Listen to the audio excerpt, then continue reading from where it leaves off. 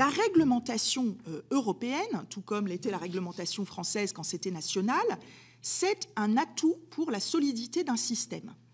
C'est-à-dire qu'on évite, alors là encore je vais utiliser un terme, mais je ne suis pas sûre qu'il existe en français, le terme de dumping. Le dumping réglementaire, c'est quelque chose qui est extrêmement négatif et qui a pu poser beaucoup de difficultés. Et donc, dans beaucoup de secteurs d'activité, aujourd'hui, on peut faire une activité similaire à celle des banques sans être soumis à la même réglementation.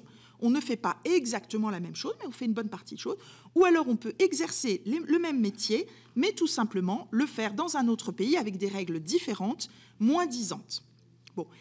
Et s'agissant de l'Union européenne, les banques françaises, effectivement, ont été extrêmement critiques sur la proportionnalité, sur l'utilisation de la proportionnalité pour exempter un certain nombre de banques.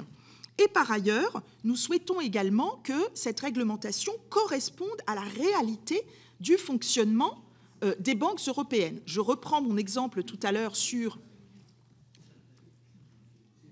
Je reprends mon exemple sur le crédit immobilier à taux fixe. C'est vrai que les règles internationales, quand elles sont élaborées avec une référence mondiale qui est que le crédit à taux variable, c'est moins risqué, vu du point de vue de la banque, que le crédit à taux fixe. Et donc, quand vous êtes un pays où vous faites beaucoup plus de crédits à taux fixe que la moyenne internationale, ce qui est le cas de la France, eh bien, quand il y a une règle internationale, elle ne va pas forcément...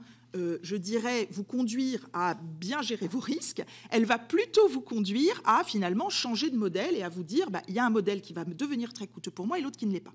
Donc, tout le cœur de nos interventions sur les questions de réglementation bancaire sont d'être bien certains, quand on applique en Europe une règle internationale, qu'elle correspond à la fois dans son contenu et dans ses paramètres finalement à la vraie pratique bancaire européenne. Et c'est vrai qu'aujourd'hui, il y a des écarts très importants entre les États-Unis et l'Europe, et que, effectivement, cette norme internationale qui, pour schématiser très largement, pour schématiser, on pourrait passer des heures à l'expliquer, mais pour schématiser, elle est faite pour un modèle globalement anglo-saxon, malgré tous les efforts qu'ont fait les négociateurs européens, et au fond, quand elle s'applique, effectivement, il faut quand même que ça couvre vraiment le risque européen. Donc la proportionnalité, l'adaptation à nos risques, c'est un élément qui, je pense, est important.